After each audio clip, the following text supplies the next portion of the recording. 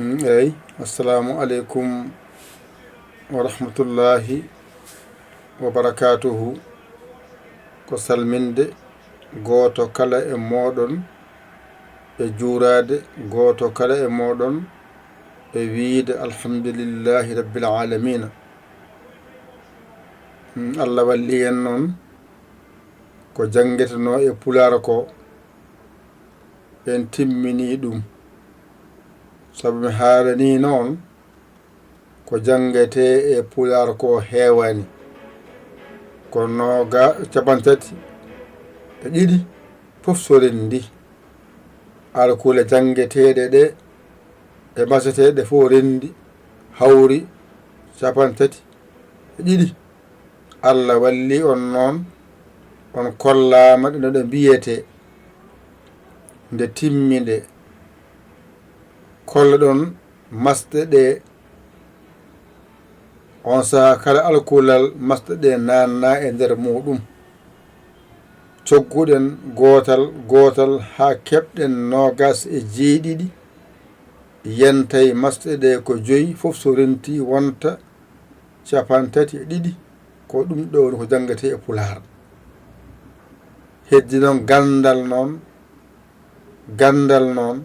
ala ɗo haaɗi jangirta bindi ɗi ko tawi windama e gandal mbawa ɗum jangude hankadi anne sa dañi haajuji maɗa mbawaɗi windude sa windama mbawa ɗum jangude ɗum woni jangde mbatta jangude mbatta windude deftere kal nde jiiɗa ne wiye ko deftere pular kippita jangana hoorema ko ɗemgal ma wonaɗa firane ɗum noon rewoto ko e ɗeɗo alkule ndewata ɗigginaɗe mbawaɗe jangude mbawaɗe windude wadde on ñobbanamaɗe e sifa newiɗo keeriɗo jawɗo ko janganɗaɗa e duuɓi kewɗi ñobbama waɗama e dumunnayel daɓɓel sa faami no mbaɗirmi ni mataw ko jangde codol ko jangde yawnde en joddaki en koddani kono on ji oɗon janga oɗon paama ɗum ko yettere Allah mawde woni ɗon heddi noon kono mbiyatmi on ni ko ɗum donkumi dañde jabtotoɓe hen on mbiyama numéro o nani ɗon onon jangoɓe ɓe mbiyete ɓe jangani hen ɓe kay kaldaka ma taw onon kay jangoɓe ɓe kay ko onon mbiya yo mbat balle moɗon onon jangoɓe ɓe on dañi janguinowo o haalani on no mbatton ha jangde mon nde ɓuura yarude yeeso ko cabbiɗon on ɓeeɗiɗe almudo jangomo tenata ka jiɗɗo jangude a tenata tenoyi kay pukka warema janga kono sa woni suuduma a woni nokkuyema a lobbini kala ko aten teɓɓaɗa janga gayna jokka haajuma a wallani aɗa walle no jaltirɗa e majjere on mbaɗowo noon ko joom haajunoma o acci haaju o walluma ha keɓa gandal ngal keɓaga tan haajuma deƴƴa tan ndeƴa cikkama to a funtimo ala a funti hoorema oɗon numéro min mbiyo mbaɗa hen 00221 77 906 14 81 so orange man so weef yettoto on saha no numéro nanɗon ngara e whatsapp he ngara kaala indema yettodema ko min kaari jangowo on saha noon lomba hen ko mbawɗa ko yetto galle o tawde ala to dental to aɗa jeeya YouTube a janga toon a jeeya Facebook a janga toon denta goɗɗo ne nawe toon e jangue toon ɓenne kadi ko hen jeeya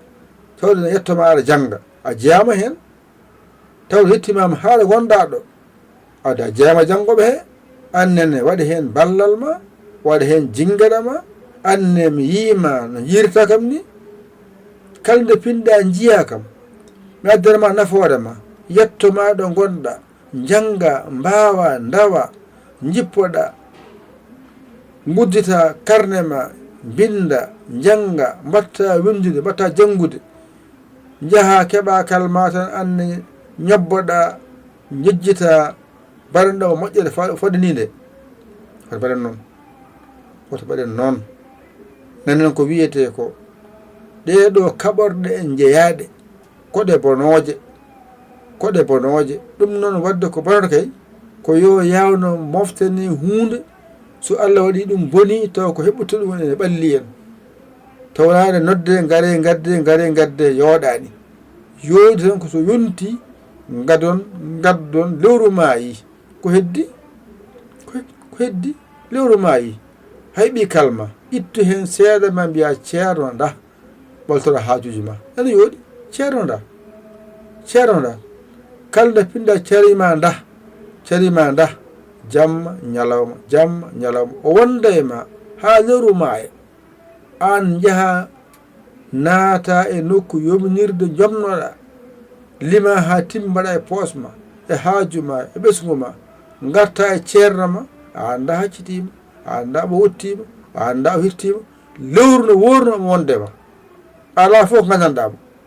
a yani galle makko a yani anno wuurde an noon aɗa no gurduɗa an keɓa tan deƴƴa mbiya ceerno a jarama beltima yo Allah sellintole e nananni gaccitama e kuura gaccitama wifi makko gaccitama e kawaɗe makko gaccitama e barme makko yooɗani ko yooɗi koko ɗum wota goto fad ha wiye addu addana hoorema teddungal ngala nanna hen so orange money so Wave so Western Union so MoneyGram so Ria waɗa hen yetto so yettima nanne e keese mofto toon kala mankine kaɓorɗe itte soode hen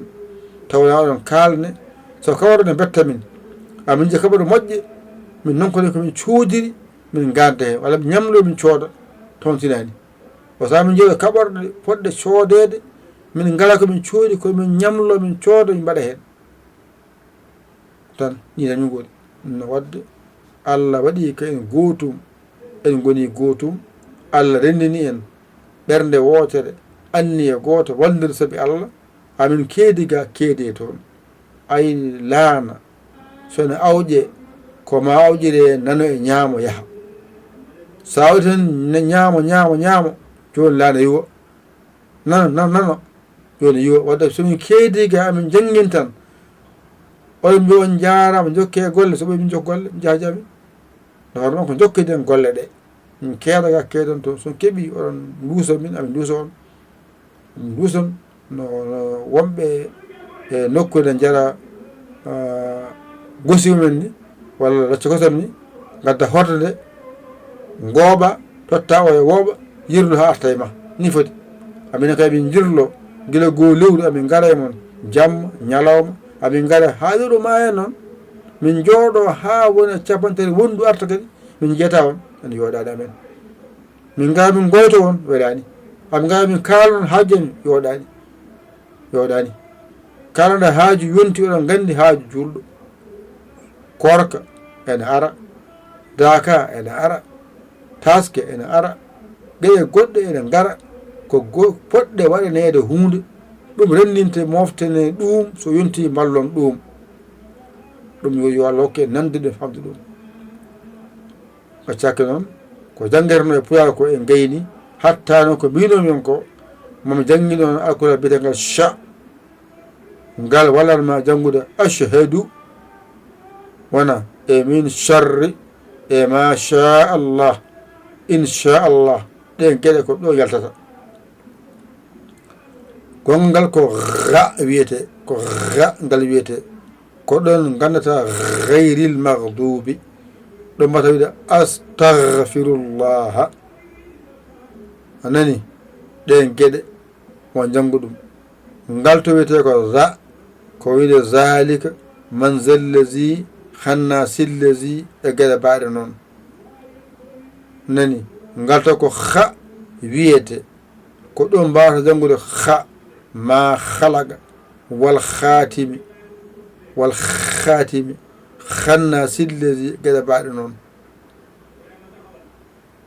laata husuhu ay ɗon husuhu o ɗon so wawaka ɗum janngoytako goɗɗo wiide ko aa ko yiɗi wiide la buddu iyaka na'budu ɗen geɗe ɗum ɗon ala e pular nafata noon ko waɗane heble mum bange ɗen alkule ɗe ceeda bange jangguinɗon ɗe gandon ɗe mbatton ɗe jangde gandal fulara kam ko janggueten ko hawra ko hawri ko capani tati ɗiɗi alkulal jangguetengal koƴƴemawol ngal noon mosotako ɗum saabi ƴettanmi on alkulal qaangal lomtimi ɗum to koƴƴembowal ɗo mbawon dañde kono wiye capan tati e nogas jeeɗiɗi timma on paami ɗon ɗon kadi noon en gayni ko jangguete ko ha laaɓi heddi ko alluje ɗe jangonɗe hatta noon inchallahu taala enen anni e meɗen seɗen janga kalde pinɗen alluwal gotal nanne hen wonande ɓe ganduɗa ko natɓe hesoɓe ɓe mbawa tapporade ngal hatta no ɓeyna janga jangde mumen alluji jangganoɗe ɓe natinaɗe nder hen ɓe ganduɗa ko hesɓe arɓeɓe ɓen kadi mbawa no goytima mbi tawaka ko hoore nde ɓeyno koye men jeeya wadde kalde jangde yunti itten alluwal gotal jangganogal nanne ɗon yentodira ko janggano ko paami janggunoɗo o ɓeytoro mo janggano fuɗɗoro ɓeyto jokka ko janggete ko hanko way doga ɗiɗi rogere adende ɗimmere ɓeyto no jokki jangde mumen anni aɗa wadda hen aɗa jangga to a jangga wona jangde ma yaawa ɗum noon kadi ko ɗum woni anni e men enen kolli kadi Allah ballo e wallu en ko jiɗɗen waɗande julɓe ko Allah ne andi ɗum e ɓerɗe meɗen Allah andi ɓerɗe meɗen wadde waɗi on kadi yala kon sembe e nande ko haalate Allah adda artigue jaaƴƴo ko eɗen kejja hen ene fof ko musidɗo mon guiɗo mon saabu Allah Yaya Ly Kaw Sénégal alhamdulillahi rabbil alamina on jarama wassalam